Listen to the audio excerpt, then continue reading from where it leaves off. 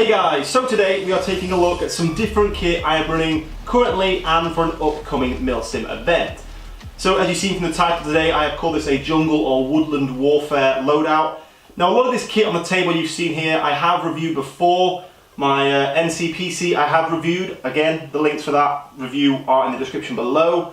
My entire Team Wendy helmet loadout, including my night vision and stuff, again, I have done a full review of that. The loadout is in the description below.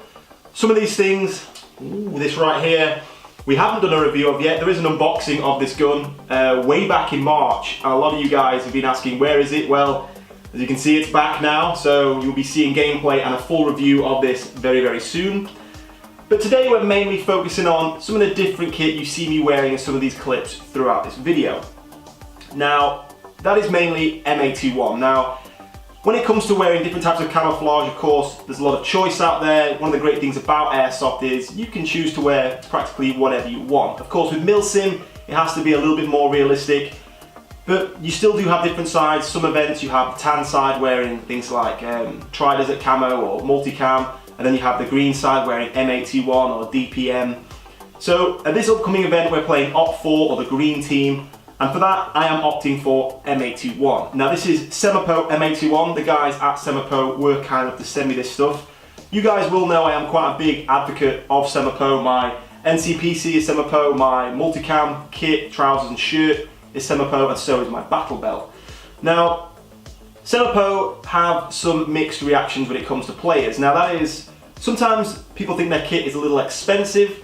These days you can get Cry Precision multicam second hand kind of about the same price as a set of new Semapo gear, so some people might say, well, you know, what's the point in buying Semapo?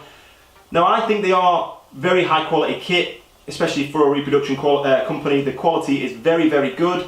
So if you are wanting to buy something new but you don't want to fork out a lot of money for brand new Cry kit, then Semapo is a good company to go for. They are far better than the likes of Emerson, anything like that.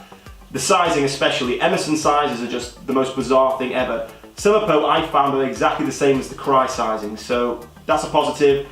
And when it comes to things like M81, if you want to buy that in Cry, you know, MARSOC loadouts and stuff, in actual real Cry, you can be looking from upwards of $800 for a set of trousers and a shirt. So Semapo is a good alternative when it comes to things like M81. It is far more expensive than standard multicam, which of course is a lot more common. And things like the NCPC, since I did the review of this, I've actually compared one of these to a friend's real Cry CPC. We sat down, we put them together, we compared everything from the colour of the material, the stitching, the Velcro, the kind of strength of it all, and it was nearly exactly the same, to the point where the guy who owns that CPC has actually sold it now for about £500, bought one of these for about £250, and he's got nearly the same plate carrier, but he's got £250 or so in his pocket. So I am very impressed with the quality of Semapo, and these new M81s are no different.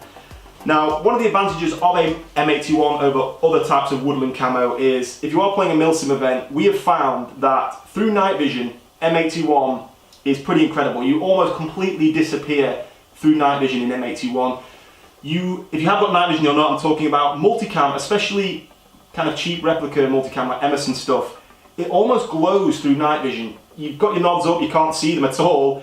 You put your nods down and it almost reflects light. It's a bit bizarre. That's the cheaper multicam stuff like Emerson. But M81 is very good in the dark. You just completely seem to disappear through night vision, which of course is a great advantage. And if you are playing a woodland event, of course, it's a great colour. I do prefer it over DPM because in the UK at least, DPM is quite a common colour. So these are the, as I said, the brand new Semapo kit that came out in the last few weeks. The trousers themselves are actually based off the Gen 2 trousers still, which is kind of given away by the different colour material you've got around the knees. Gen 3, of course, it's all the same, you know, it's all the camouflage pattern. I actually prefer the Gen 2. I like that breakup of material. I think it just looks a little bit cooler having a gap, not just, you know, one block colour. I am running the Cry Precision Gen 3 knee pads. You can get these in black, which some people argue looks a bit better with M81, but M81 is kind of a mixture. You've got black, you have got tan, you've got green. So personally, green or black, tan or black knee pads for me makes no odds. But they are the Cry Precision ones, and they fit perfectly. What you do get with these Semapo trousers, you actually get this infill, which you didn't get on the previous multicam Gen 2 trousers.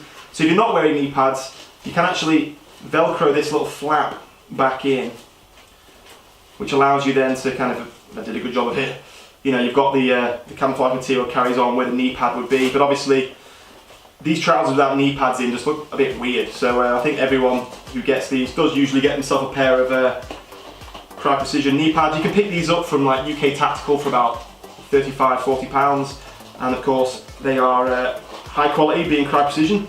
What least would you expect? The other thing that is a big difference in these trousers compared to the previous generation of Semapo, you know, the multicam stuff they brought out last year, is the way the knee pads adjust.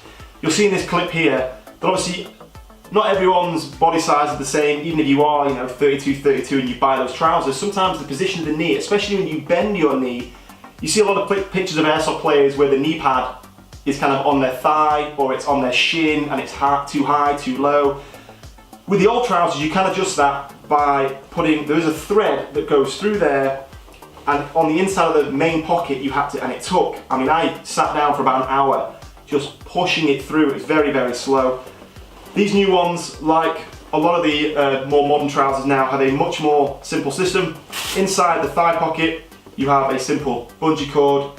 You pull that, the knee shoots up, of course you get it in position. I find it easier to kneel down a few times, try and get it in the right place, so as you crouch down, you know, it sits in the right position. You can lock that off with the little buckle on the toggle, and then the Velcro behind the knee kind of pulls it in nice and tight. So these trousers are a little bit easier and quicker to adjust, especially on the fly, than the previous generation of multicam trousers that they made. Again, on the back, you have new little micro adjustment tabs that you didn't have previously. So again, you know, you can, you've got these in the cord here. So the trousers might be a little bit too big, a little bit too small. You can kind of make micro adjustments in the back here with this kind of bungee cord that you just simply Velcro across the back. Of course, most of us are running some kind of belt as well with it, which mainly sorts those issues out. The bottom here, you've got all your usual tabs just to keep it nice and tight. You've got little pockets on the bottom of your shins, you've got pockets on your thighs, you've got more pockets than you would ever need on these trousers. So again, they are very, very cool. Nice thick material, exactly the same colours, and there is comparisons online, other people have done them, between the Crye stuff and the Semapo stuff with multicam and M81, and it's, you know, it's pretty much the exact same stuff, so that's very, very cool. Moving on to the shirt, this is the U-back style shirt, so you've got the you know, stretch material in the centre. Again, this hasn't changed very much from the last generation of stuff with the multicam. In fact, it's near enough the same. The only main difference is, and I think it's because of the style you get with the Marsoc M81 shirts, you don't have a full square of Velcro on your arms. You've got the two strips, which you do get with I think this style of shirt.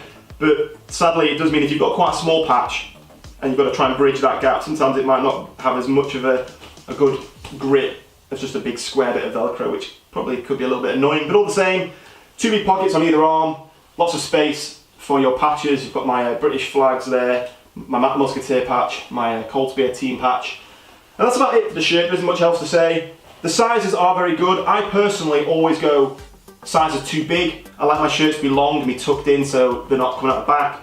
So I'm 6 foot. In real life, my waist is 32 inches, my leg is 34, but for these I go for 34 waist and 34 leg. So it's a little bit bigger, but I like to be able to pull it in tight. It's a little bit baggier, but I'd rather that than it being too tight and just feeling horrible. Same with the shirt. This is the large when I'm in kind of civilian clothing, just a medium. But again, it's nice and long.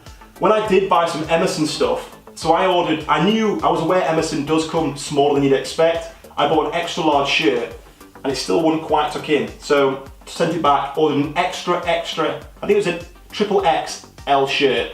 It still won't tuck in. For some reason, Emerson shirts, as they get bigger, they don't get longer, they just get wider. They just think people grow this way, they don't grow this way. So Emerson sizes are really, really bad, whilst the Semapo stuff, again, it's pretty much the same as Crye, which is the American sizing, of course, Crye being an American company. So the sizing for these is much, much better than any other company I've come across. So that's a positive. So overall, I do really enjoy these. I think they look really, really cool if you are running them with, say, multicam kit. For this weekend, I'm actually running something different, as you can see in these clips on screen now. I'm actually running this Chinese type, I forget the number, but it's a Chinese chest rig. This cost me about £15 from Gunfire. There's lots of little cheap plate carriers in there. I'm probably going to run this once or twice for an Op 4 loadout. We can't run the multicam stuff, of course. So I've just got this. It holds, you know, these are actually AK pouches, but they do fit. I've checked, you know, 2 M4 mags in each one, so I can fit 8.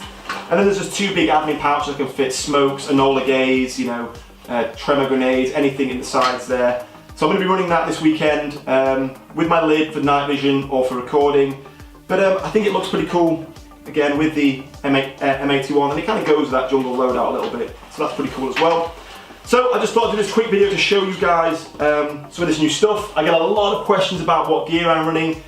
Of course, don't forget to check out my website, Matthemusketeer.com. If you go to /gear, there is every little piece of equipment on this helmet, all the bits and pieces on this gun, all the things I run on my plate carrier. I mean, every question you could possibly have about my gear is answered on my website. So the link to that is in the description. Stop by there if you have questions about guns and gear.